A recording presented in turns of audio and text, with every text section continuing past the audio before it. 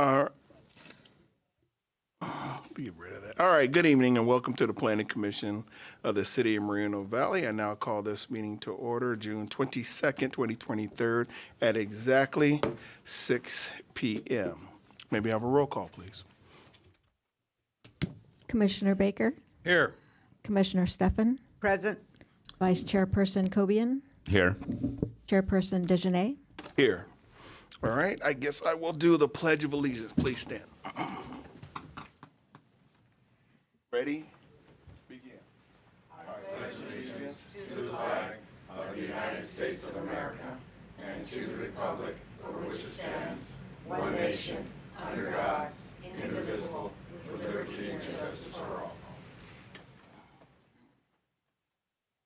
Well, thank you, Commissioner Dejanay, for that. All right. We're now going to move on to the approval of the agenda. Can I have a motion and a second? I'll move that we accept the agenda as submitted. A second. Okay, we have a motion and a second.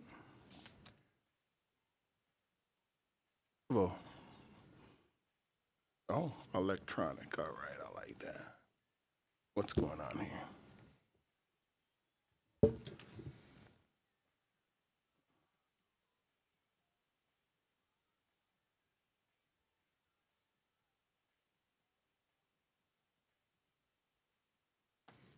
Uh-oh.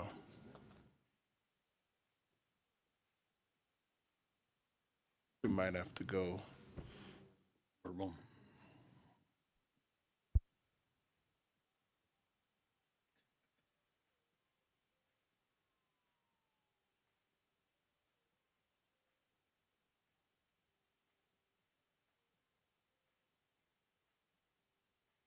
There we go.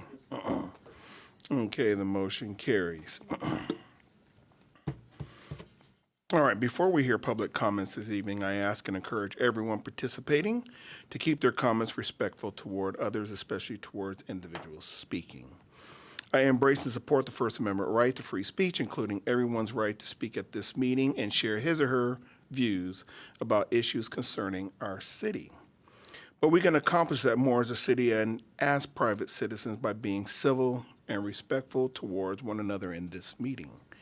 During the public comment period for each item, as well as during the public comments period for items not on the agenda, each member of the public who has signed up to speak will have a maximum of 3 minutes to speak. Any person wishing to address the commission on any matter, either under the public comment section of the agenda or scheduled items or public hearing, must fill out a request to speak form at the door. The completed form must be submitted to the secretary prior to the agenda item being called by the chairperson. In speaking to the commission, members of the public may be limited to 3 minutes per person, except for the applicant for entitlement. The commission may establish an overall time limit for comments on any particular agenda item. Members of the public must direct their questions to the chairperson of the commission and not to other members of the commission, the applicant, the staff, or audience. The next item is the public comments. Are there any speakers? No speakers. Okay. All right, then the next item on the agenda is approval of the consent calendar. All items under the consent calendar are considered to be routine and non-controversial and may be enacted by a motion unless a member of the commission requested an item be removed for separate action. Items withdrawn for report discussion will be heard after the public hearing item. Questions or comments from the public on the consent calendar matters are limited to 3 minutes per individual and must pertain to the subject under consideration. At this time, any commissioner would like to pull an item for consent calendar for a separate vote or comment? Okay. No? All right, do we have any public comments for items on the consent calendar? No comments. All right, thank you. All right, well then can I have a motion and a second to approve the consent calendar? I so move.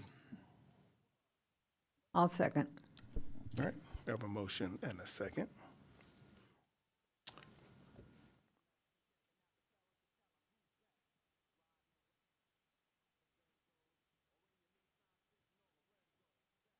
All right, the motion does carry. The next item on the agenda is a non-public hearing items, and at this time, we have no items. So moving right along, the next item on the agenda is a consideration of the non-public hearing items. Number one, the applicant is requesting approval of conditional use permit to allow for sale of beer and wine for off-site consumption within an existing market.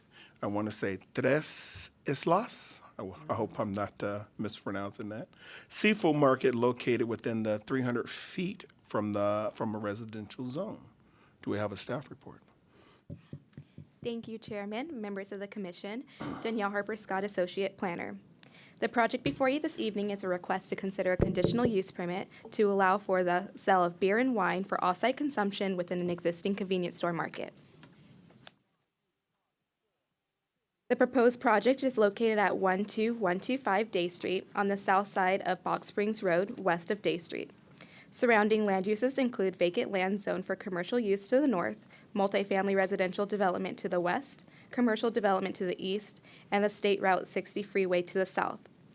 The site is located in the Community Commercial Zoning District, which allows for alcohol sales in conjunction with a convenience store located within 300 feet of a residential use, subject to the granting of a conditional use permit. The project site is located within Suite T101 of the Canyon Springs Plaza and is occupied by Tres Islas Seafood Market. The applicant is requesting approval of a conditional use permit for a Type 20 alcohol beverage control license to allow for the off-sale of beer and wine. A Type 20 license does not authorize the sale of distilled spirits or consumption of beer and wine on the premises of the business. The market's business hours are Monday through Thursday from 10 a.m. to 7 p.m. and Friday through Sunday from 8 a.m. to 6 p.m. Modifications to the existing building are not proposed as part of this project. The proposed project complies with Section 9.02.060 Conditional Use Permit and all applicable development standards of the zoning code. With the recommended conditions of approval, staff recommends that the Planning Commission approve Resolution 2023-30 and thereby determine the conditional use permit is categorically exempt from CEQA as a Class 1 exemption, and approve the conditional use permit to allow for the off-sale of beer and wine within an existing convenience store market based on the recitals, evidence, and findings set forth in the resolution. This concludes staff's presentation. I am available for questions. The applicant's representative is also present. Thank you. Are there any commissioner questions for staff?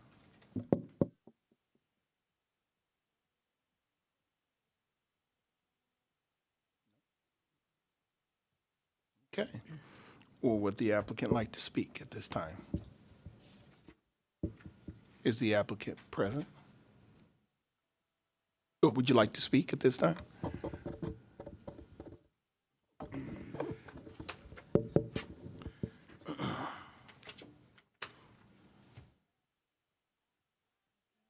Good afternoon. My name is Heidi Sanchez. I'm the manager store of Tres Islas Seafood. We had 3 years in the business, and some of our customers say, "Why do we don't have a beer at the store?" And that's why we apply for that. We sell. We don't cook. We're not a restaurant. We sell only raw fish, shrimp, oysters, clams. Okay. Are there any commissioner questions for the applicant at this time? Say you sell clams? And fresh oysters came from Baja California. Thank you. Do you sell crab legs? Ew. You do? Yes. That's good stuff. Samples? That's it. Don't worry about it. Well, thank you very much. Thank Appreciate you. it. All right. I guess at this time we'll open the public testimony. The clerk will call upon each person who has requested to speak. Each member of the public wishing to speak will have a maximum of 3 minutes to speak on the public hearing item. Do we have any public comments? No public comment. Okay. Well, I take it, since nobody's made any comments or anything, it's here. Like a done deal. Yeah. I take it the applicant, you don't wish to provide any additional information, or was that pretty much it, except for the samples? No? Okay. All right, well, if there's no speakers or the public testimony, then we can close public testimony and move into deliberations. I mean, I'll go first. It seems pretty cut and dry. The applicant is just wishing for the license to sell beer and alcohol on their premises. It's interesting. Beer, alcohol, and raw fish. So package it all together, get a couple of clams, and take home the beer. And okay, I can see that. No, I don't have any. I can't see why. It seems fine to me. I'm okay with it. If works for me. Yeah, I don't see a big deal with it. I just believe they want beer and wine because they're going to be going home and they don't want to have to make another stop. So if the patrons have been asking for it, you know, it just kind of like makes sense. I don't see an issue with it. You know, Ginger and I went down, looked the situation over, and actually made a purchase. It's a good establishment there. We did. Made a purchase while we were there on Saturday. I'm going to go because You need to get down there and check that out. Okay. I'm going to do it because sometimes I go and we have the you buy refry. Yeah. Right, but I sometimes want to take it home and do it myself, right? Because I'm pretty good at it. All right. Well, if we don't, anybody else? No, I have no issues. All right, motion in a second. I'll motion to approve Resolution 2023-30, finding that the conditional use permit PEN 221017 is categorically exempt from the provisions of the California Environmental Act as a Class 1 exemption, and approving conditional use permit PEN 22-179, subject to the attached conditions of approval as Exhibit A to the resolution. I'll second that. Okay, we have a motion in a second.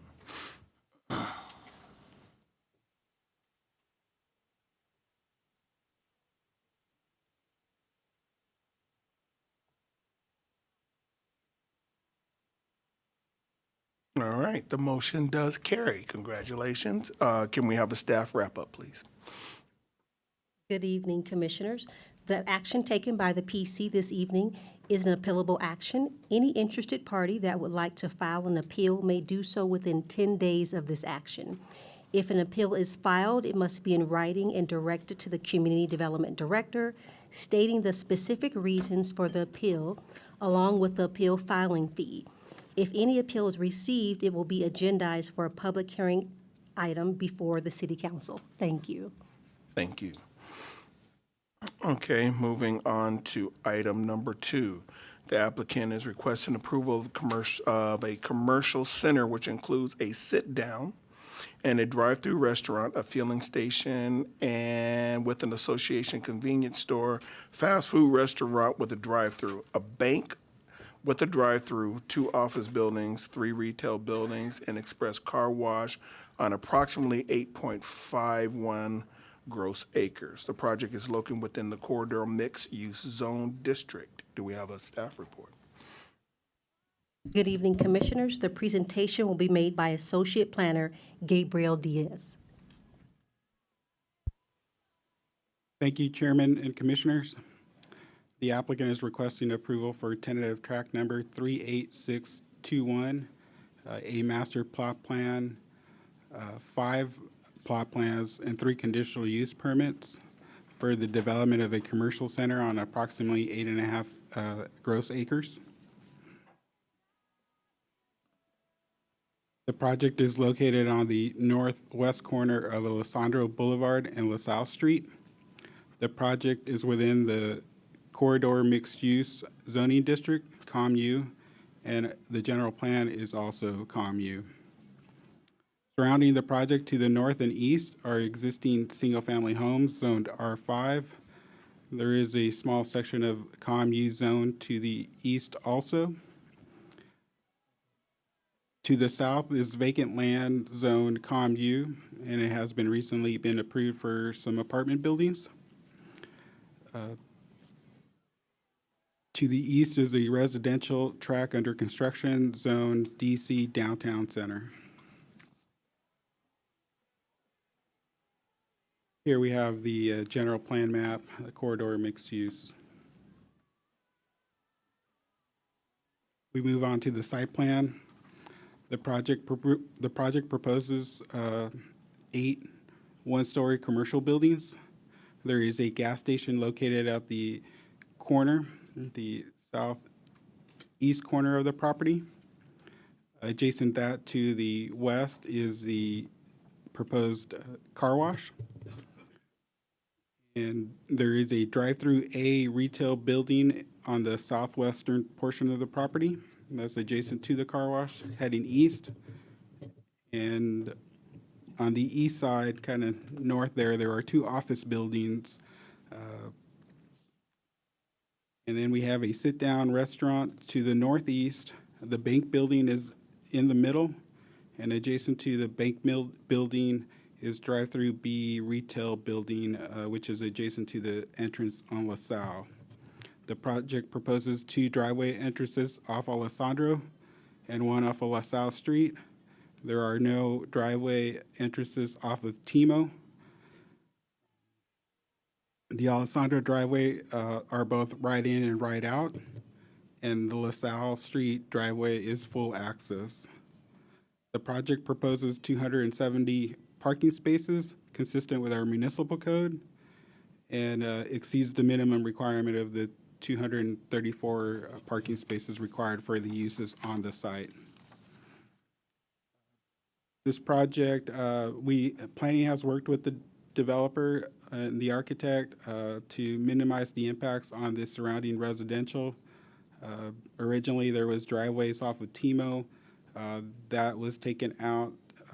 There is a greater setback, 31 feet from the office buildings to the existing residential that will be landscaped. I think we did pretty good site planning of the project to minimize impacts to the existing neighborhood.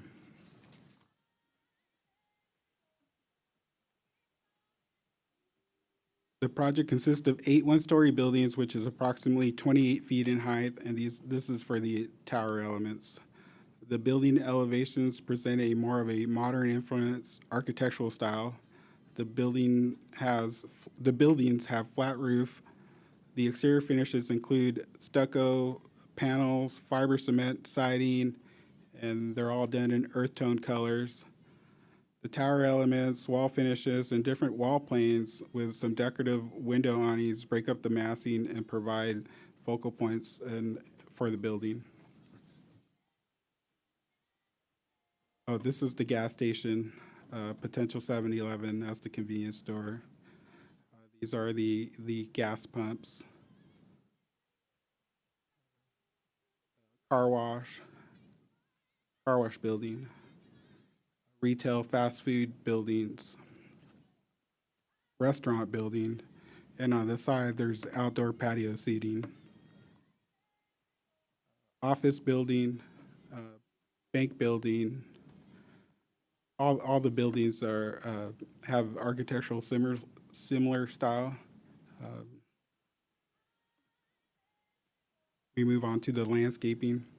The proposed project has been designed and conditioned to meet the city standards for landscaping. This is just kind of a preliminary landscaping plan so you can see where landscaping could potentially go. There are setbacks on Timo, LaSalle, and Alessandro where landscaping is required. Environmentally, the project has been evaluated in compliance with the criteria set forth in the California Environmental Quality Act. An initial study mitigated negative declaration with a mitigation monitoring and reporting program has been completed for the project and has been included in the staff report. Staff recommends that the Planning Commission take the recommended actions as proposed by staff in the staff report.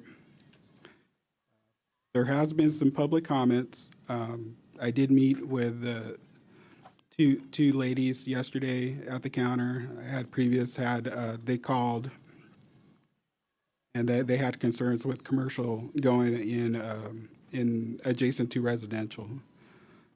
I did explain, I went over the site plan, explained the setbacks, the driveways off of TIMO, so commercial traffic doesn't go into the residential site or residential neighborhood.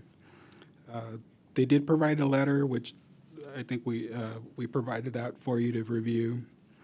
They did say they may be here. I don't see them. And we just went over the different, they had excuse me. They had concerns that, it's going to change their existing, basically way of living and potentially have some harmful effects with traffic, potential homeless. These are all concerns we all have in our daily lives. This concludes staff presentation. If you have any questions, feel free to. Thank you. Are there any commissioner questions for staff? I got a couple. When you showed the landscaping plan, you made a comment, said potential landscaping. What, can you clarify that? And show the landscaping plan, please. So the city has landscape requirements, and that'll be processed once they submit working drawings, a grading plan. Currently, these are just kind of areas where earth is available for planting. We're not actually implanting this planting palette. But they meet all the requirements. You can see all the parking spaces have the end islands. Those are requirements. The setback areas off of TIMO, LaSalle Street and Alessandro also require a landscape setback, and that'll be landscaped too. So it'll meet all the minimum requirements. As they move forward through the grading plan and the construction plans, all plans will be consistent. And that's kind of what concerns me is the minimum requirements. Turning a new leaf with the city with these new commercial buildings, I know for myself, my expectations are going to be set a lot higher, and I will my expectations is that the developers coming in to build these new, you drive to certain places of Orange County or other cities. I mean, just some of our neighbors in Temecula, they really putting an emphasis on landscaping, uplighting at these corner spots, even by the gas stations, really making it look inviting, presentable, and going that extra step. And I've, because of my work, I've gone to other cities and seen their planning process, and I just don't feel the minimum is really, I don't think it's enough.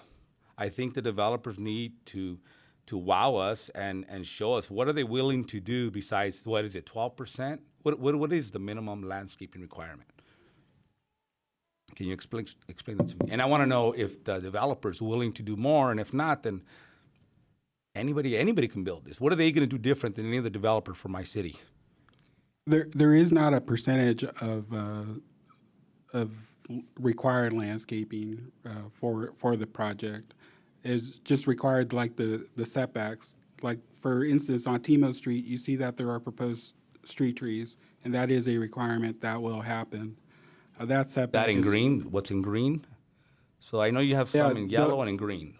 That whole area is a setback, 24 feet, and that will be landscaped. 24 feet is a pretty good size. What does that consist of? Grass, plants? What kind of I mean, yeah. Are we getting any I mean, that's my next question. Are we getting any kind of special lighting? This rendering doesn't do nothing for me. It just doesn't. And I know we've gotten some of these lately, and I've been really disappointed with either the developer or the planners. No offense to my planning department, because you guys know I always support you, but we need more. We need more for us to visualize what we're giving the constituents and the residents of Moreno Valley, because this isn't enough. I'm almost willing to not vote on. Just from what I'm seeing, have way too many questions. So, Vice Chair, I'm gonna point out a couple of different items with this project specifically. Okay. So, it is a preliminary landscape plan. Okay. That is all that is required out of our application process, because ultimately the next steps that they have to go through are ultimately engineered drawings that will be associated with the grading plans, which will probably make some minor tweaks here and there to the overall site plan, just because these aren't based specifically off of a precise grading plan, because that's not required at this stage either. It's just a conceptual grading plan. And ultimately what they're showing you is a rough estimate of what they anticipate the landscaping to be.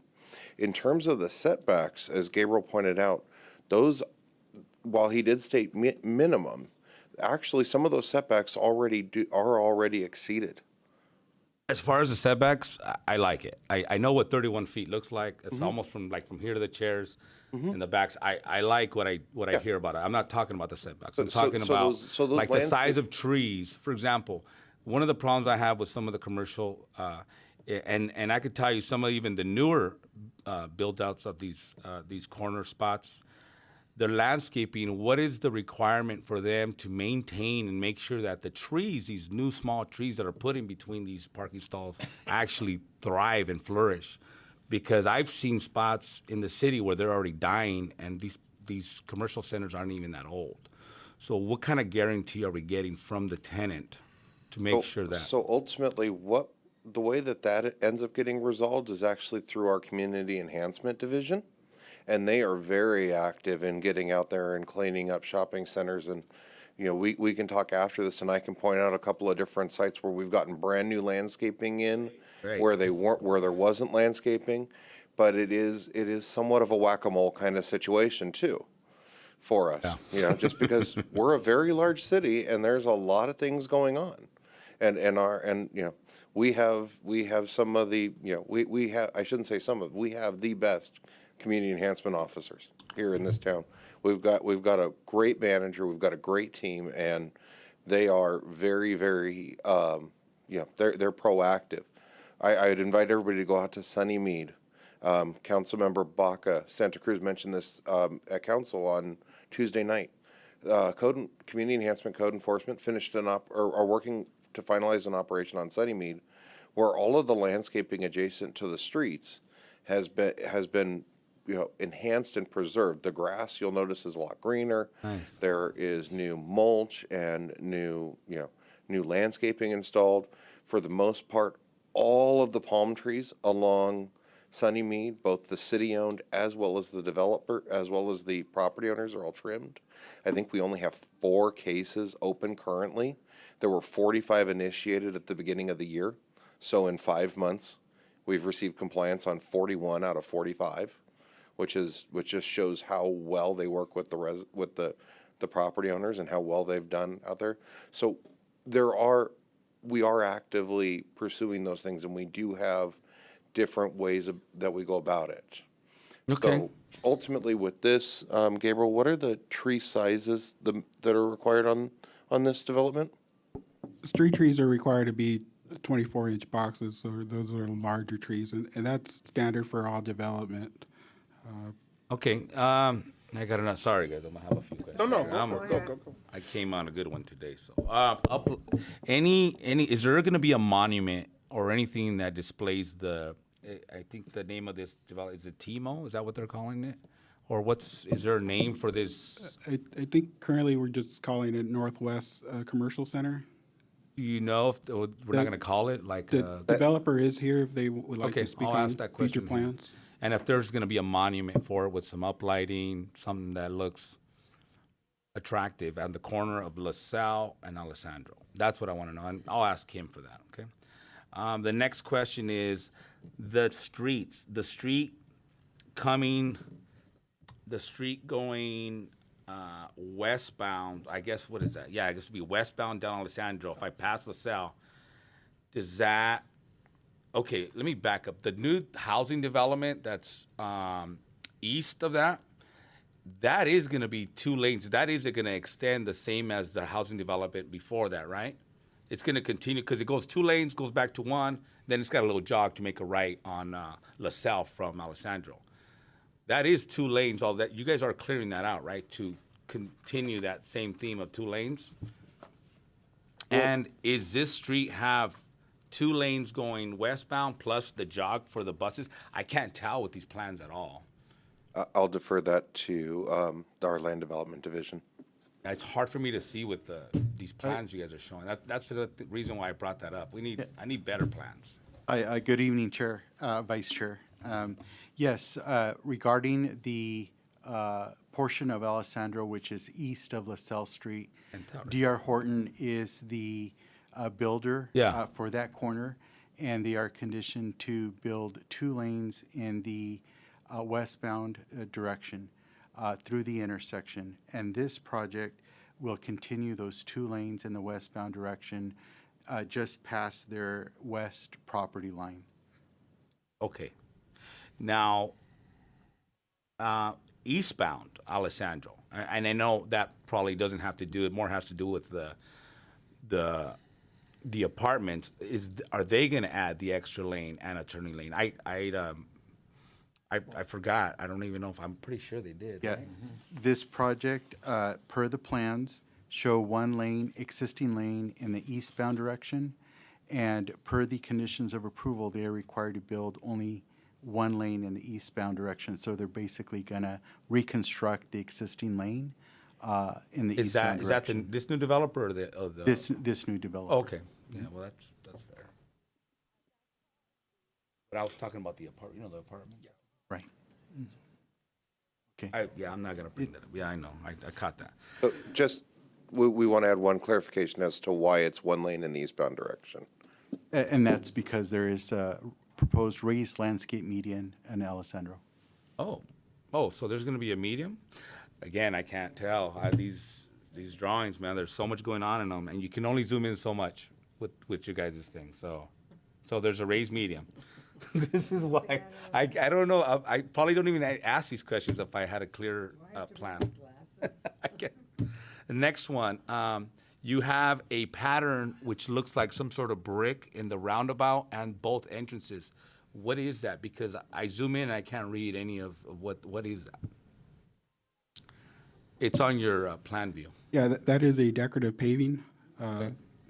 The entrance driveways, that is a city requirement to have decorative paving. The roundabout, that's something that developer has added on their own. And what is in the middle of the roundabout? Is that in the landscape plan?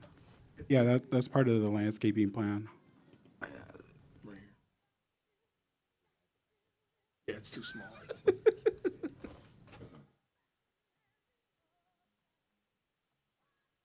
Killing me here, man. Yeah, I'll defer to my fellow other commissioners. And I'll have questions for the developer. Okay, my question is, on the west end, that wall there, how tall is that wall on the west end? I believe that's a 6-foot high wall. Now, it looks like, okay, I see the, on my conceptual, this plan here that I have here, 31 feet from the wall to, it looks like it butts up against a parking lot that is to the south of Office Building A. That is correct. That's where the 31 feet go to? Yes. Okay. And I take it those 2 office buildings, A and B, the face of the office buildings face interior of this project? Correct. Okay. Now, in the backside of that, there won't be any traffic or anything on the backside of that at all? No, it's a landscaped area. That was 31 feet. Okay. You can't tell. Yeah, I can't tell. I would note there is a potential that there could be secondary access back there for emergency purposes. So there may be a walkway behind the building. Okay. But that's a secondary access. It's not, it's You for can see emergency like a little purposes. walkway in the doors, yeah. But it's not a driveway or no parking Yeah, back there? that's- Or delivery trucks? And that's just those are health and safety codes we have to comply with. That's why there's a sidewalk back there. Well, it was so small, I was wondering where the big, large trash cans were gonna go, and, was that, trash truck going back there to pick up trash coming out We of the we do office? have trash enclosures. We have I 3 of can't- them. I Can't tell, see. man. Yeah. Can't tell? Good. I was just concerned about the residents on that west end. I can point And the if, trash enclosures out if you like. Could you? Yeah, please. Okay.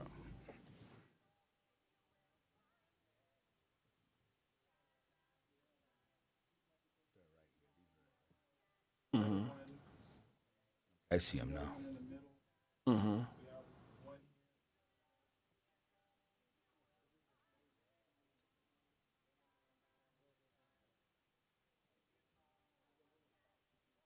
Yeah, okay. I was just concerned about traffic on that back west end. Just real quick for the purposes of the minutes, I would just note that Associate Planner Gabriel Diaz did just go to the screen to identify the locations of the various trash enclosures because he couldn't be picked up on mic. Okay. That's all. Thank you. And I do remember in the 6 feet, that's only my height. My other concern is, and I really don't want to go into any security, but 6 feet, I would imagine there'd probably be some type of lighting or something back there. I just didn't want I don't know what you call it, light pollution in the back of those buildings that might, So they are conditioned to submit what's called a photometric plan. And ultimately, as part of that photometric plan, what they will be required to do is incorporate shields onto any lighting fixtures that would ensure that the lighting is directed down and away from the property lines as part of the overall design of the project. right. So they can, the way that the lighting is designed, it's all computer generated today. The shields are designed in a manner where it can cut it off pretty much right at zero on the PLs, and there will be no light spillage in that regard. Okay. And if there is, we will work with the developer to make adjustments. Okay. All right, it gets to the other question I have. Typically with office buildings, commercial buildings, stuff like that, somebody exit one of those doors and you hear, whoa, whoa, whoa, whoa. It goes off if they exit that thing, when they're not supposed to. And it's right up against neighbors. I guess my question would be, and I didn't catch this in the plan, is one, what is the operation hours of the car wash and those two close office buildings there? Currently, there's no, they don't have anybody, no retailers or no office. They're just speculative. So there is no current hours for that. For the car wash, I don't know the exact hours, but the developer is here to comment on the hours of operation. Okay, because I know when the cars exit and they get the little fan going, that could be a little noisy sometimes. Yeah. Right. And what I would note is that there was a noise study done on this project to ensure that all noise complies with our city noise ordinance as part of the overall development. If I understand the concern of the sick, one of the things the commission may consider is they could require the wall to be an additional 2 feet high. Yeah. And the grading, Gabriel, do you know what the difference is between the two sites? They're not proposing a retaining wall, so it's a pretty level site, so I think they plan on keeping it like that. Is it a CMU wall, split, Yeah, it'd have to be a decorative. CMU, split face, columns? I don't believe it's called out on what type of It needs to decorative, be. but It needs just to be something called maybe you out. could add. Yeah, I am gonna make a recommendation for 8 feet. It's gonna need to be minimum of 8 feet. Because you got houses, you got these houses that have big yards. And I understand their concerns. I already know that if I lived there, I would want a taller wall for sure. So that's going to be, I'm just throwing that out there right now. If the desire is for decorative columns, what would be the spacing that you would anticipate? Decorative columns might not work good because the pattern will be different because of the housing. You know what I mean? So that might not be, but definitely split face with a cap, something with a nice top cap, something that looks pleasing.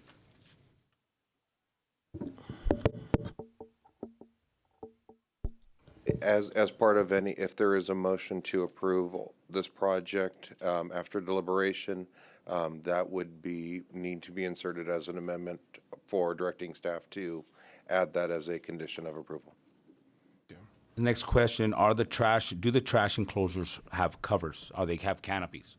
That's required under California state law now, so yes. Good. Good. Okay, good. Again, I can't tell. That's what I got to ask. Are there any other commissioner questions for staff? They said that they don't have any tenants for these renderings. They're just, there's going to be a bank, there's going to be a drive-through. So basically, they can't change it up and say, well, we didn't get a bank to come in here, so we're going to put another business? Or is it set what is going in there? A bank is an option ultimately. That is what they are proposing. That's what I'm It doesn't mean that that's the end-all final use of that building. So basically, the bank might not be something that's going in there. The sit-down restaurant might not be so all these are just speculations as to what is going in. Correct. This is ultimately a speculative development proposal. And to Commissioner Cobian's question relative to the wall design, it is conditioned already for pilasters, the cap, all of those things. It's condition 33, currently states 6 feet. So as part of your amendment, you would just say amending condition 33 to note an 8-foot height wall.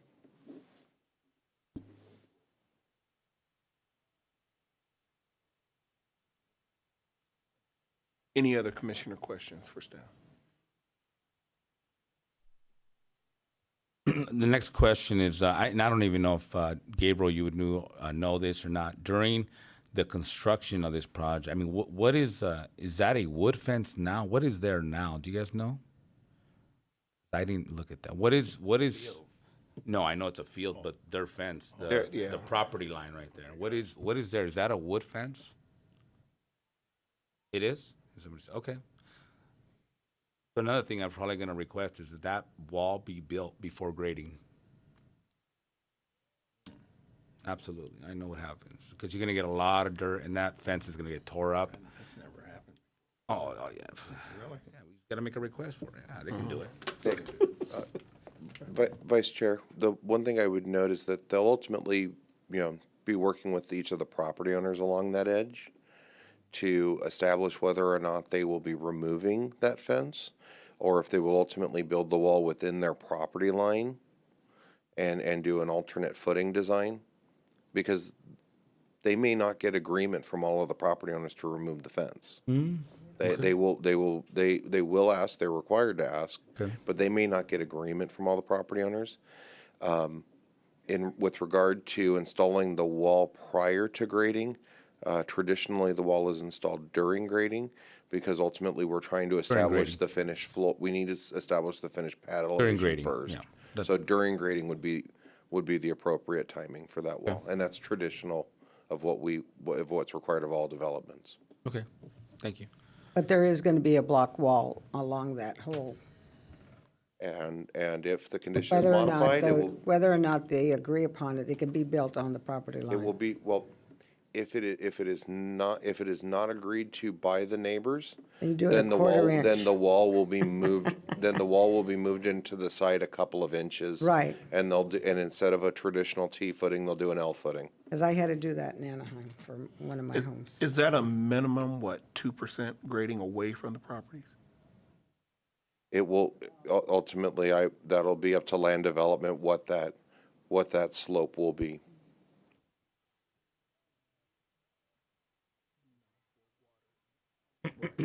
There are minimum requirements for grading, and ultimately as part of the precise grading plan, we will check that and make sure that they comply.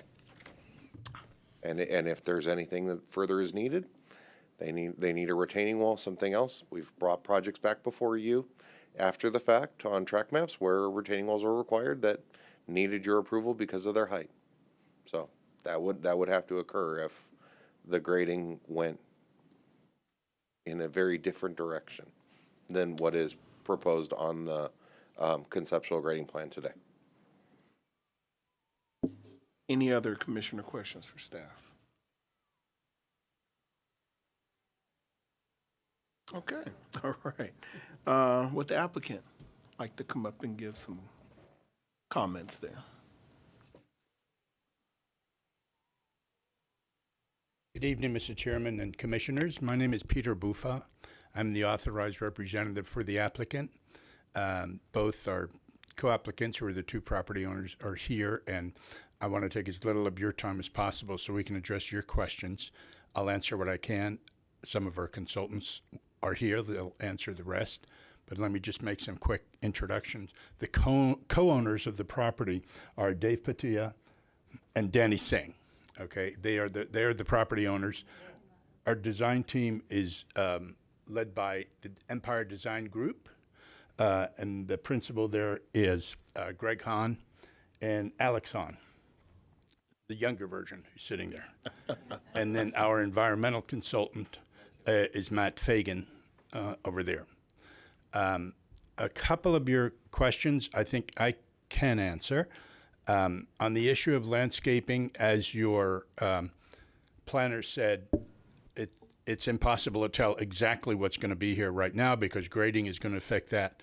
But that one landscape plan you saw, if the landscaping pretty much approximates that, that is 27% of the site area. So 27% of the site area would be landscaped.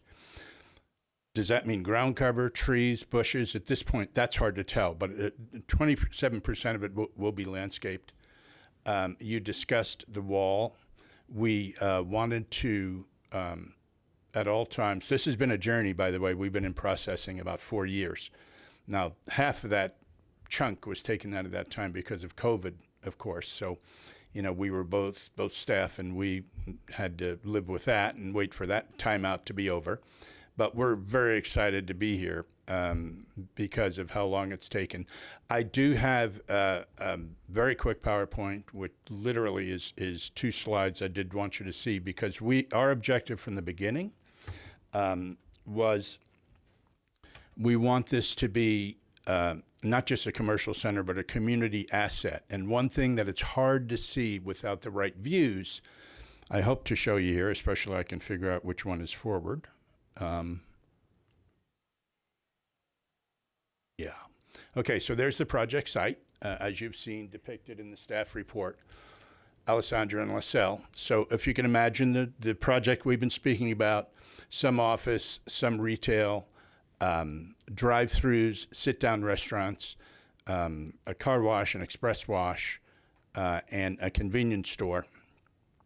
It doesn't, I think, show the potential for that site until you see this shot.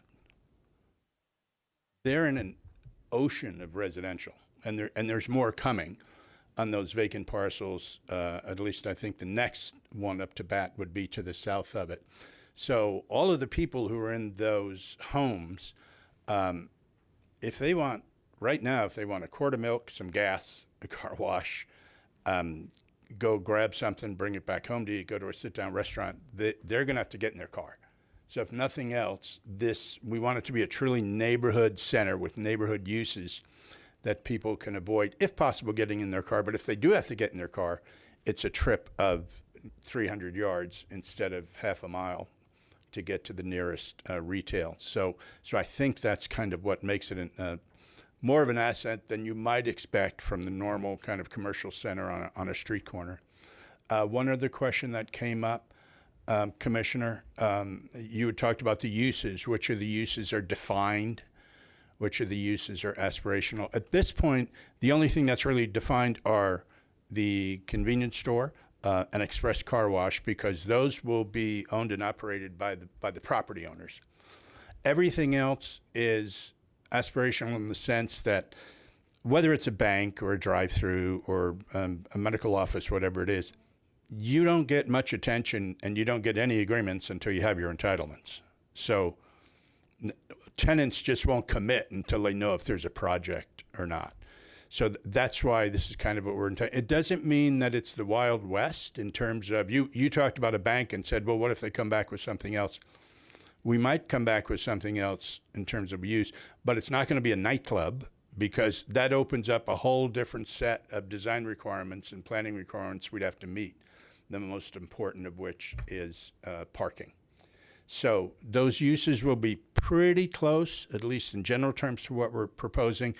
We do want to get national brands at all possible in terms of the food uses, whether that's Starbucks, Pollo Loco, Jack in the Box, In-N-Out, and that's what we shoot for. You don't always get those because you have to meet what their needs are at the moment as they look at your corner of the universe. But we want this to be really a high-end center.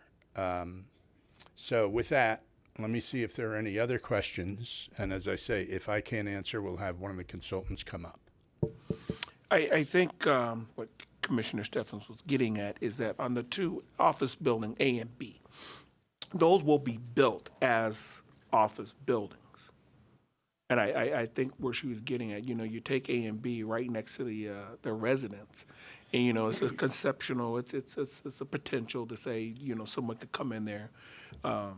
My concern would be A and B would change to something else. Other than some type of office building, doctor's office, something like that. Right. Right. Could be a potential noise pollution for the residents that are right up that abut that.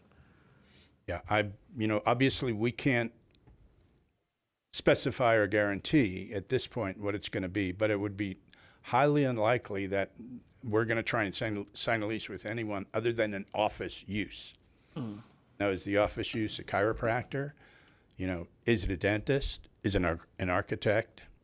At this point, you just can't tell. But again, we're restricted in terms of planning requirements, design requirements, if those two buildings are going to be office use. We can always come back and ask for modification. If it's anything at all far away from an office use, I can guarantee from this side of the dais that it'll be rejected. So those will remain office uses. And as staff pointed out very well, and I particularly want to thank Mr. Diaz because he's been on this for a long time, and it has been a journey. That we, at their direction, and we were glad to do it, we really pulled back, as you heard the discussion, the setbacks, and those will be heavily landscape setbacks from the residential. All of the light will have deflectors and protectors, so we keep as much of the light away from the residential. You'll be looking at the back of those office buildings, what you can see of it from the residential. We removed originally there were access driveways on Timo and now there's just LaSalle and Alessandro. And the west side we've tried to protect as much as possible from that residential. So we're very much with you on making sure that the uses remain compatible, obviously with the planning requirements, but also with the neighboring residential. Okay. No, I just, if a dentist's office goes in there, I know my experiences with dentists could sound like a torture center. It could be pretty. No, I just want to make sure that those A and Bs are, Right. Office type. Those are quiet, they're nice, Yep. that sort of thing. You just want to, something to come in there, especially A and B. Sure. That could potentially cause noise pollution or light pollution or something like that. Yep. Or Absolutely. potential traffic, 24-hour 7-Eleven going there. No. No. Right. Well, when they say office building, a beauty shop can go in there, a nail place can go in there? It could. I mean, I have to kind of defer to the owners here. It I'm could, just saying, but like a that's, small at this point, business. that's certainly not the intent. It would Cleaners? be a graphic designer, Yeah, something, some kind of medical use. I know that the medical because use. office, sometimes people are misled because they think they have their own version of a office building. Right. You know, where, since it's not really set that you've got, you know, like you said, until you get certain agreements.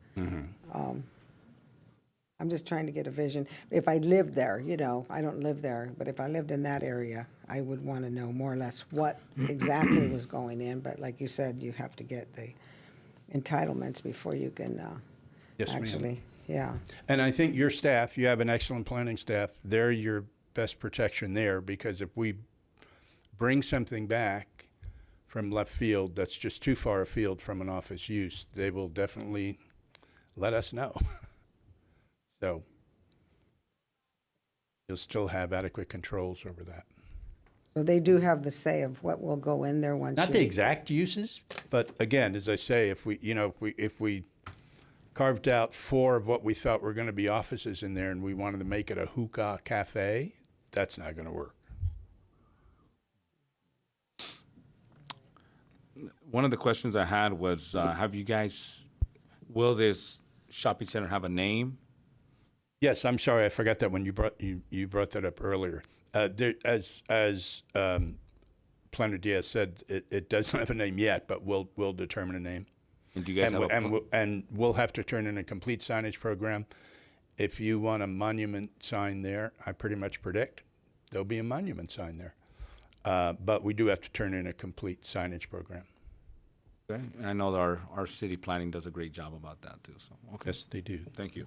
on the wall that you're going to be building, you said 6 feet.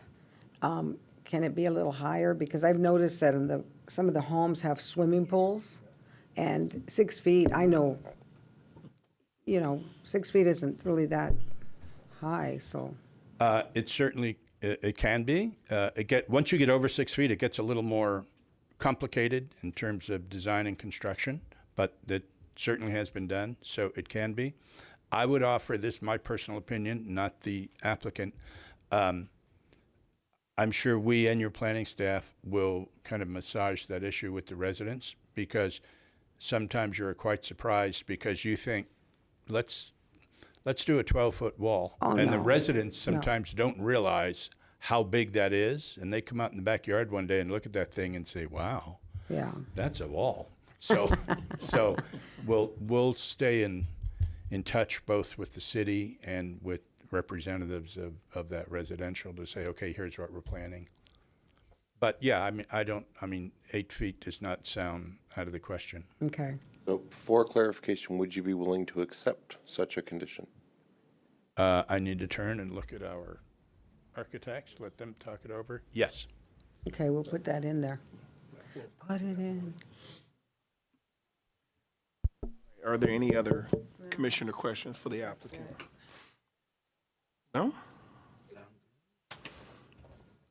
Well, thank you, sir. We appreciate it. Thank you, Mr. Chair and Commissioners.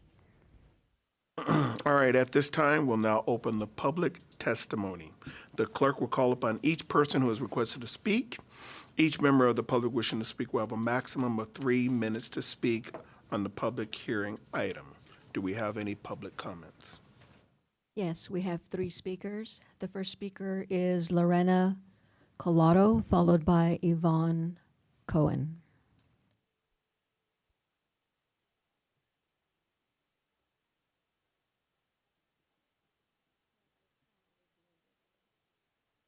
Bear with me. I just want to say that I'm a resident right where Timo is, right behind it. And I am very disappointed at the fact that. Hang we're on even just 1 second, ma'am. Do we have our timer?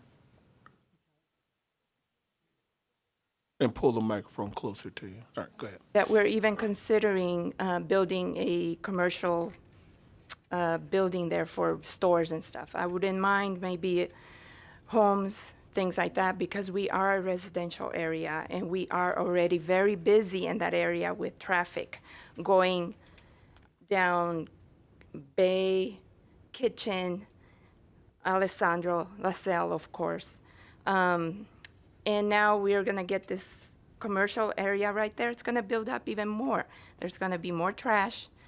You know, I know it's part of the residents that sometimes people don't keep their areas clean, but when you have a commercial area, it just goes out of control. You know, high end, I don't see Jack in the Box and places like that as high end.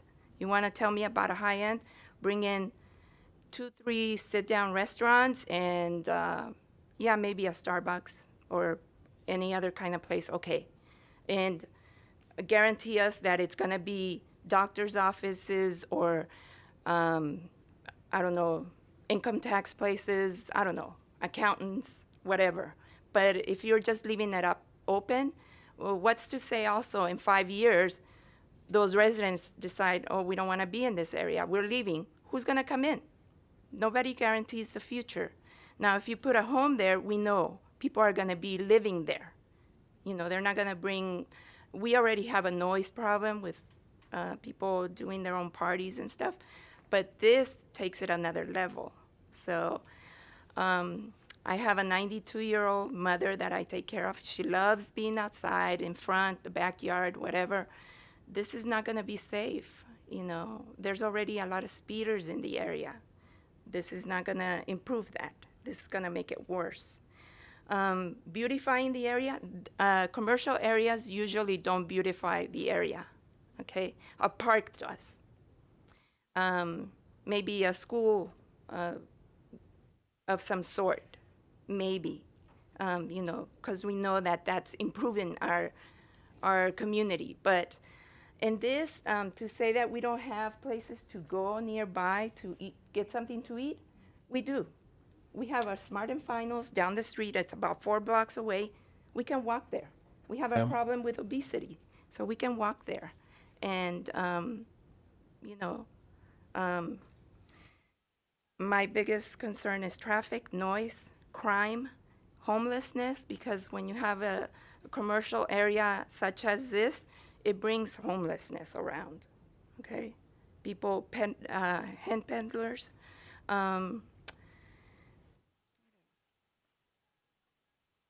Thank you.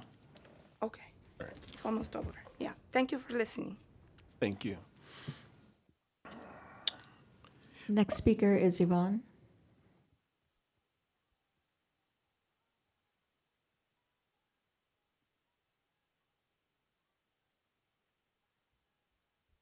So good evening. I got this sent to me and it made me pretty sad. So I live right on the corner of Timo and Sherville. It's a beautiful place. It's quiet, except for if they're having a festivity. There's birds chirping. It's beautiful. And this will just increase crime. So I had to write a list because I knew I would get nervous.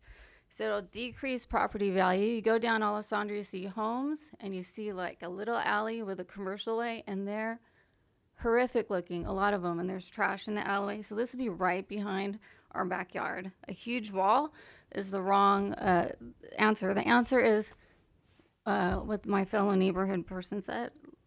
Homes, townhomes, anything. Residents have your back. Commercial property does not have your back. So I'm hoping the property owners listen, because there's only 3 of us here, but the whole neighborhood is not happy. So it'll decrease quality of life. It'll decrease familiarity with people in the area. We won't know if they're walking through, waiting to go to 7-Eleven. It'll increase crime, increase noise, increase illegal activities. The proximity to the residents is very close. And so I was thinking Moreno Valley should be a place to go to and not a place to drive through. This should be blocked off as a residential area, because it's gonna just decrease the property value and decrease the quality of our life. It's beautiful there right now. I mean, it's not like Beverly Hills, but it's quiet. I see crows, I see black phoebes, I see owls, and this will just be sad for our neighborhood. And I'm surprised Windsong is in here, because it's going to decrease their value, because they're going to have this 7-Eleven, not Starbucks, not anything would be great there, except for townhomes, park. Look at things that increase property value. Commercial centers, especially little mini malls, I drive down Alessandro and all the homes next to the mini malls. It's not a great place to live. And we will be living right next to these big buildings with a small alley, probably full of trash and people hiding because people that are looking to do crime want to hide in places that are not attended to. So this will increase the workload on the police officers. Should have these commercial areas near the freeway. No one wants to be near the freeway anyway. They're noisy, they have pollution. These commercial areas, and we have plenty of Starbucks. There's a Starbucks down the street, like 10 seconds away. We have enough shopping centers. Please, I'm begging the landowners to put in townhomes or homes. If they need profits, homes, please. Thank you. Thank you.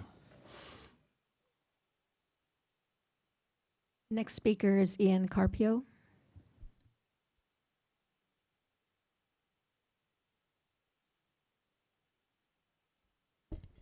Hello, I'm a student at the local college, and I live just outside of where this development is going to be built. And I suffer from attention, sleeping problems, and also anxiety. And I'm extremely concerned about, how this noise and required lighting is going to affect my sleep and my studies. And then they've mentioned how they're going to put like shields or whatever it is that they called it to block a lot of that light, but it still implies that there's going to be an increase in light pollution, which definitely won't help my sleeping. The streetlights already do enough for that. And then speeding, as it's been mentioned, is a very big problem in our area and on our small roads. And I know for a fact that this will just make the problem worse. And even so now, near accidents are becoming almost commonplace. I hear an accident occurring almost every other night from the low visibility because of how tight the streets are. And then I'm also worried about the risk of my property and possessions being robbed and vandalized. I was a victim of this years ago in our area, and it's always stayed with me since. And recently, neighbors of mine have even spotted people like hiding between my family's vehicles, either for catalytic converter theft or something of that sort. And then traffic's already really bad in the area, so because of the schools and just how busy Alessandro is. And I know that adding a median and this center is not going to help the problem. Then there's the risk of crime for these centers. Like I said, I suffer from anxiety, so just the thought of this is really nerve-wracking. There's lots of children who play outside too, and that wall is also going to be inviting graffiti. And another thing, I'm 6 foot tall, so even an 8 foot wall, I could climb over pretty easily. And also an 8 foot wall probably wouldn't block a lot of that noise. And for things like the 7-Eleven or Starbucks or whatever it is, the gas station and car wash are going to be very inviting to a lot of car enthusiasts like myself. And an 8 foot wall is not going to block the noise coming from their modified cars or the performance cars coming in the area that I already have to listen to on a daily basis that distract me when I'm doing homework. Nor is it going to block the sound coming from semi-trucks that have to come and make their deliveries. And if this was an enclosed housing development that surrounds the area where they're all walled in, it'd be a different story. But the thing is, all of these houses are out in the open, like was mentioned earlier. That's all.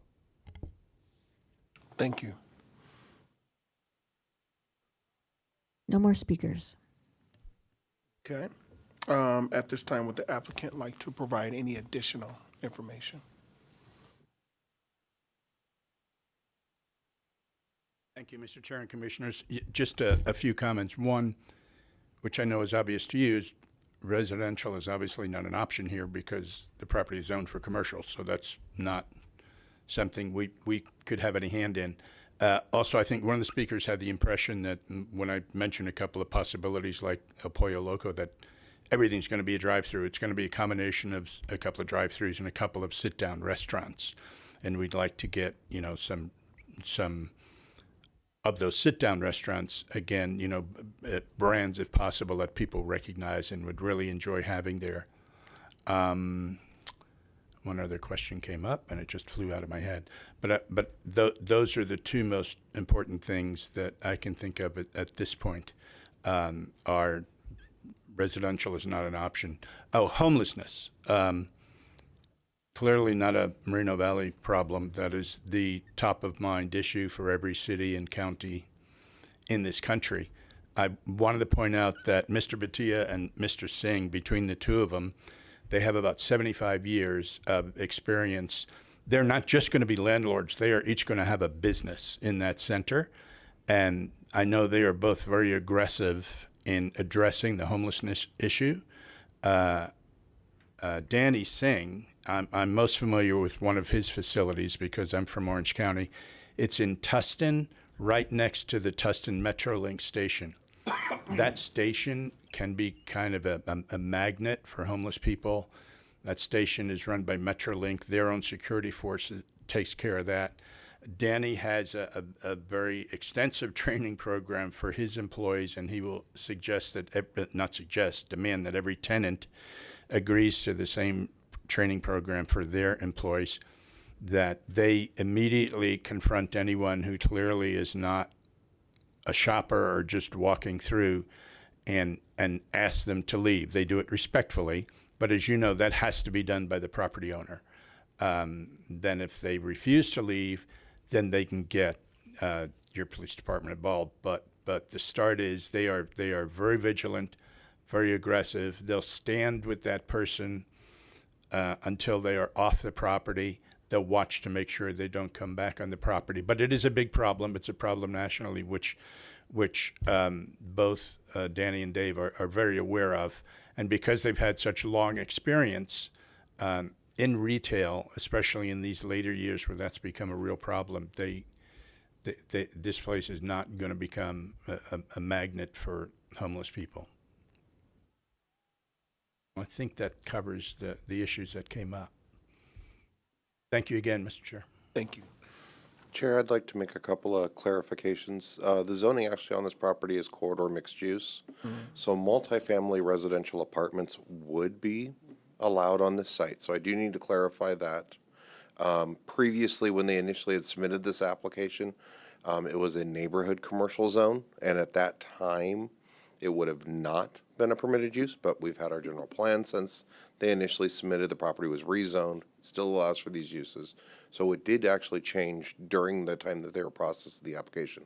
The second thing I want to note with regard to the concerns of security, homelessness, those types of things, there are first and foremost, given the size of this commercial center, they are going to be required to submit an on-site security plan to the city. That is a requirement of the city's municipal code, and they will be required to have on-site security as part of this development. The other thing that they also can participate in and will be encouraged to participate in is various policing activities, as well as submitting forms which will allow for city police and code enforcement to come on the property as well. They'll be encouraged to participate. There's no mandate on that, though. Thank you. If there are no other speakers, at this time, we'd like to close the public testimony portion of our agenda and move into deliberations.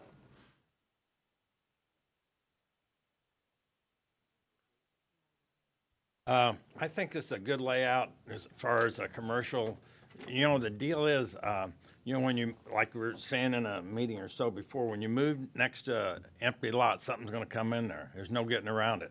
And these people have done a great job on laying this out, and I think that area needs some, immediate retail or whatever you want to put in there. But these guys have done a good job on laying this out, and I like it. So it is.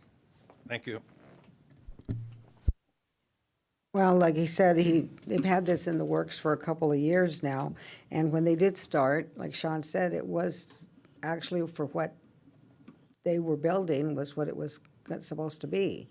And then they got the zone change, and he says now it can be a little something else. But, a lot of time, money, and resources goes into doing a project this large. And if there's going to be on-site security, and I know a lot of the residents would like certain things to be put on something, but when you own a piece of property and it's yours, you can build what you want if it's zoned for that. And, you know, we all want something next to us, but, you know, if it's able to be there. I know a lot of people think that they can go down the street and get gas and, you know, get milk and go get a bite to eat, but there's some people that maybe don't have that option either. So I don't really see a viable reason to not let it come in. So that's where I'm at with it. Yeah, you guys kind of took the words out of my mouth. The empty lot next door, it's something's going to happen there.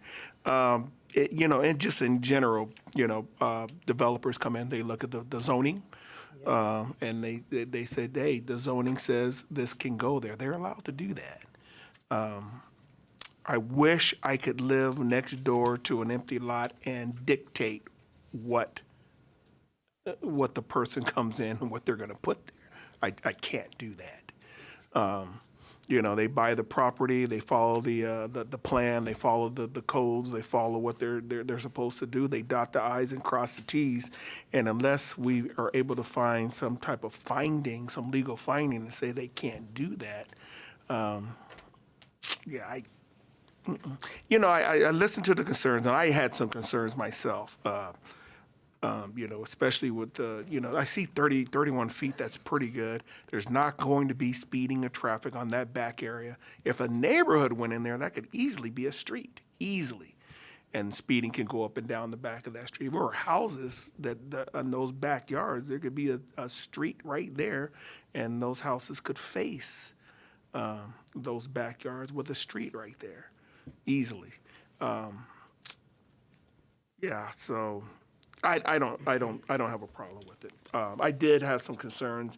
I think 8 foot would be better than 6, because I'm 6 foot tall. I'll stand on my tippy toes, I'd look right over the wall. But I would like to see a condition of approval for at least 8 feet. 8 feet is not that much bigger, but it's better than 6 feet, and I can look over 6 feet pretty easy. So I'd like to see 8 foot. That's my concern. That's it. Just 8 feet. That'll work for me. Anybody else? Yeah, I have.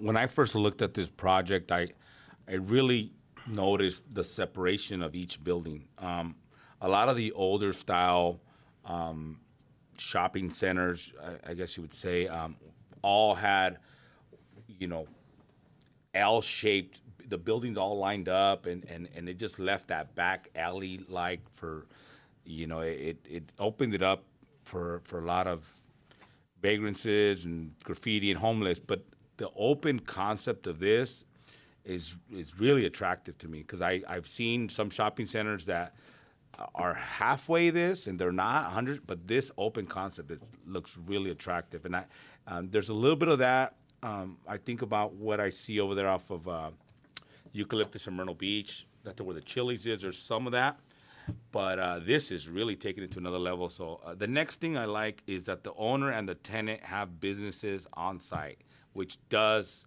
make it different than an owner that's just going to build it and keep building and walk away and not care. They are putting an investment in here. They're going to be vigilant. They're going to want the business to come in to help their own business. I do like that quite a bit. We're going to have full-time security there.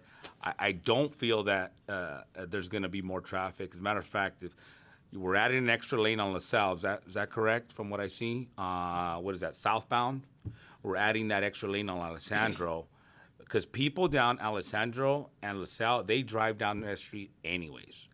The difference is the people driving down the streets can now use this convenience. I don't think they're going to attract people from the other side of the city to come here, but those people that are driving there already, so I really don't feel it's going to add traffic at all, personally. I like this project. What can I say? And with the landscaping done and a nice monument, some nice uplighting, and the owners having businesses there, to me, it's just a slam dunk. Yeah, I'm pretty impressed with 27% of the property. It's landscaping. Wow. That's pretty good. Yeah. Yeah, that's, yeah, double what, yeah, wow. All right, okay, all right, do we have a motion in a second?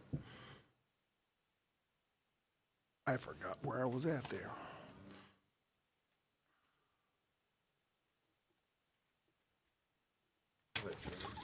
I'm looking for it. Beer and wine, I lost that whole thing.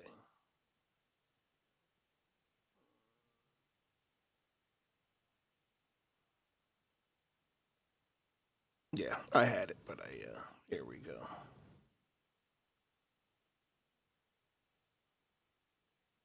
I want to say I make a motion to adopt resolution 2023-27. Is that right? Is that the right one? Yeah, okay, I had to find that there. All right, and approving the 5 plot plans, also approving tentative track mapped 38621. Also, I'd like to add a condition of approval for 8-foot wall that goes along the existing residence on the west end. To clarify, that's modifying condition 33? Condition 33. I did have that written down, yeah. Modifying condition number 33, moving the 6-foot wall to an 8-foot wall. I second that.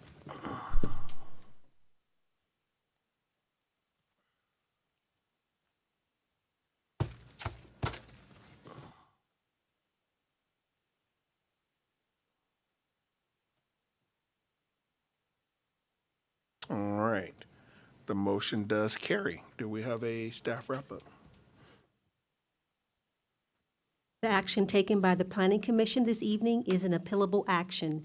Any interested party that would like to file an appeal may do so within 10 days of this action.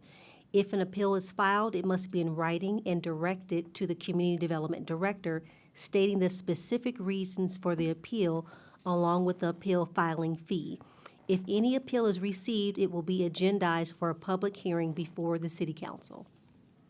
Thank you. All right, the next item on the agenda is other commissioner business, and at this time, we don't have any items. Therefore, the next item is staff comments. Do we have any staff comments? No staff comments this evening. Okay. The next item on the agenda is planning commissioner comments. Do we have any planning commissioner comments? The only thing I'd want to point out, at the next meeting, I won't be here. I'm going to be out of town, so whatever's that. Yeah. Okay. Okay. We need at least 3, right? I'm just warning that I'm not sure. I'm supposed to have surgery. They haven't quite scheduled it. They're supposed to call me. So I don't know if I'll be here also or not. So I'll let you know as soon as I know. Thank you. We will, we have procedures in place, should we not have a quorum, Okay. to roll the meeting over to the next available meeting. Okay. So that would, if that were to occur, that's what we would end up doing, is rolling it over to the 27th of July. Okay. Okay. I'll let you know, like I said, as soon as I know. Thank you. Thank you. All right, so the planning commission is adjourned at 7:23 p.m. to our next regular meeting on July 13th, 2023 at 6 p.m.